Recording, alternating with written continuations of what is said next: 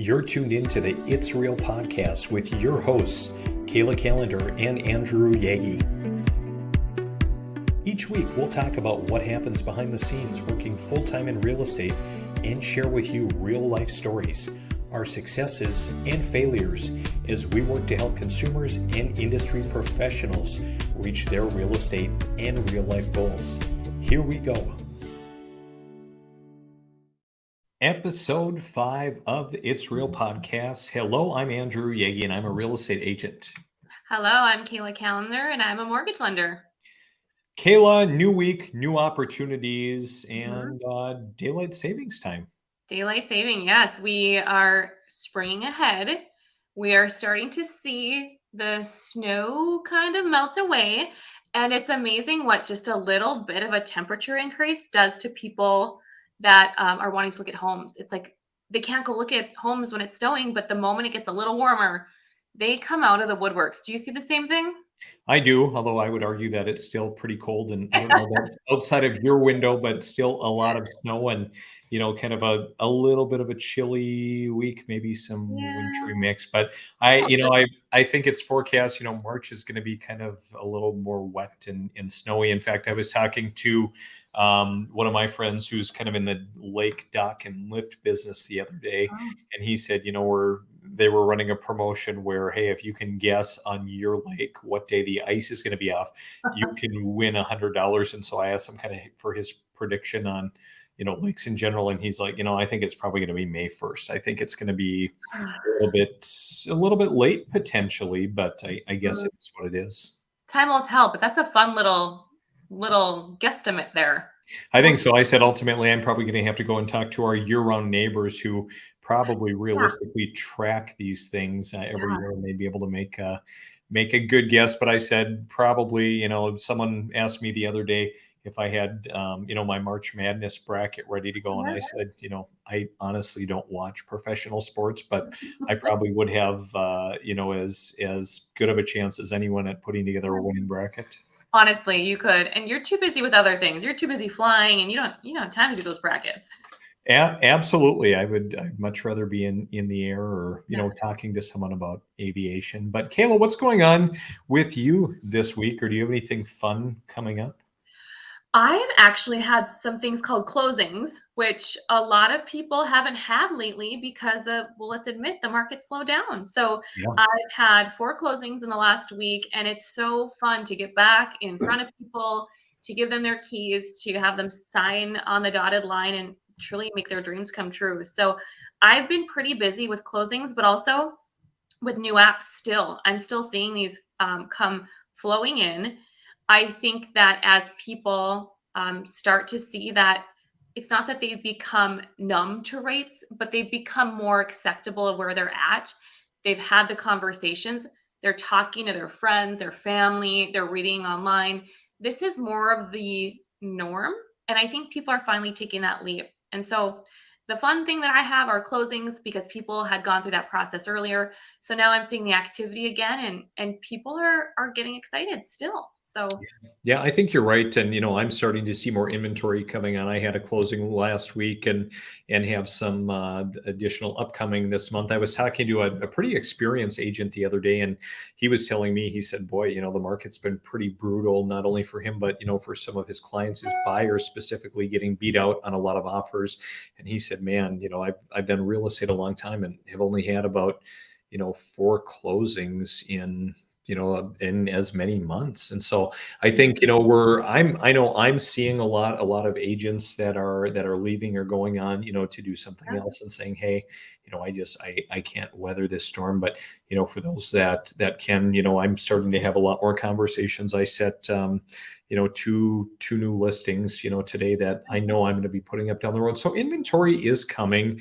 But Kayla, I think one thing we should talk about today is, what if you as a buyer, you're looking and maybe that right property isn't out there. Just the other day, I had just yesterday, in fact, had a couple in my office visiting, and they're looking to sell. They have a property they want to sell. They want to downsize, but they're just not seeing anything that they're liking.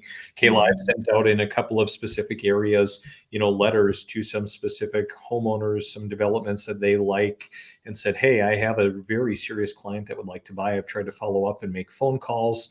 Haven't gotten any traction yet, but now these individuals, they're in and they're starting to talk about something called new construction. Yeah. Are you seeing many people that are coming to you and starting to have conversations about looking at something new? All the time, regardless of the market. I think that a lot of people have this thought of, well, I can't afford new construction, first and foremost.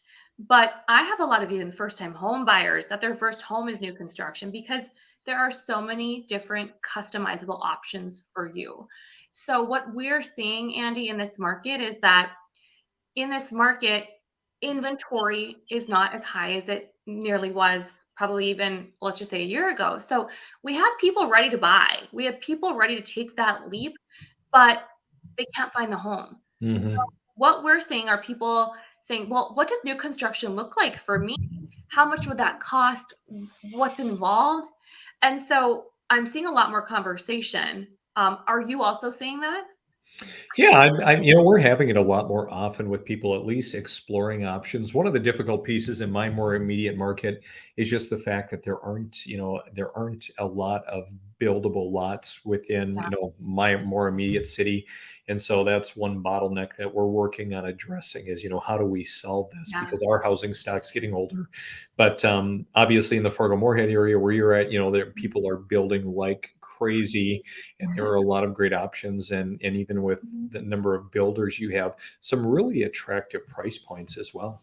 We do. And I think what's really cool is just depending where you're at in your budget, you still, if this is your first home or your 20th home, the cool part about new construction is that you get to control the location. So if you found a neighborhood with a lot and you really want to live there, you get to choose your location, then you get to customize what's on that dirt. Hmm. So clients are saying, you know what? I don't have to deal with competition when I'm writing an offer. I get to control what I want, the colors, the layout, the location. Yeah, what comes with that is usually a little bit higher price tag depending on your customization. But we're also seeing warranties given, sometimes a year, sometimes two, lower insurance because homes are brand new. Hmm. And the fact is one really cool thing that a lot of people don't know is some lenders will allow you to lock in your rate for a long term. And what's even more attractive is that once you lock in, some lenders allow you to float down within a certain time frame if rates get better. So we're seeing clients having the best of both worlds. They get to pick and choose in their price range, and then they get the ability to have lower insurance and a rate that could be customizable as well. Very cool. Mhm. And how, I mean, are you having more and more of these conversations with people about some of these products as they're kind of looking for options? Yes, actually, just today I had a meeting with a builder and a brokerage because their clients are a little frustrated with the inventory. So, Hmm. realtors are doing their due diligence to say, what is out there for my client then? If existing homes are not, then what is? And so we're seeing builders have incentives. We're seeing builders, some of them are giving incentives so clients can use what you probably heard many times over and over is for a 2-1 buy down where the seller or builder can cover a reduced interest rate for the client for the first few years. So they're giving incentives and promotions. So it's kind of a win-win right now that we're seeing in our market is you've got clients and realtors that are truly trying to find a solution, and Hmm. builders who are saying, we've got lots, we've got homes, we've got the tools. How can we make this blend and meld together? And we're seeing a lot of people building. Sure. No, Mhm. fantastic. That's Mhm. it's really great to talk about and to highlight some of those different options because there are probably people that are watching this or listening today that they are kind of at their wits' end, but they really haven't considered new construction. And even I'm seeing kind of more in the region here, some pretty affordable options, kind of in the the upper 200,000s. Even in one of my communities, I've seen where the county or the HRA's gotten involved in. I mean, they're building homes for 225 to Yeah. $240,000, and there are some stipulations with some of the home products out there, based on income and the like. But really, people kind of looking for alternative ways to get buyers into more affordable housing, and something that fits them as well. Well, I can say that if building is even an idea that you have, or if you're struggling as a client or realtor with finding your customer what they want, have a conversation with some local builders and just have something priced out. Go look at lots, go check it out. You never know what you may discover. And also, right now, I'm doing a lot of lot financing. So we have people that are thinking ahead that maybe I don't want to build for another year, but I want to make sure that I build in the location because we hear it all the time, location, location, location. I want to build on that location. So even though I'm not ready today, I'm going to go secure that lot. So when I am ready to pull the trigger, I know I won't have competition when it comes to that area. Sure. Mhm.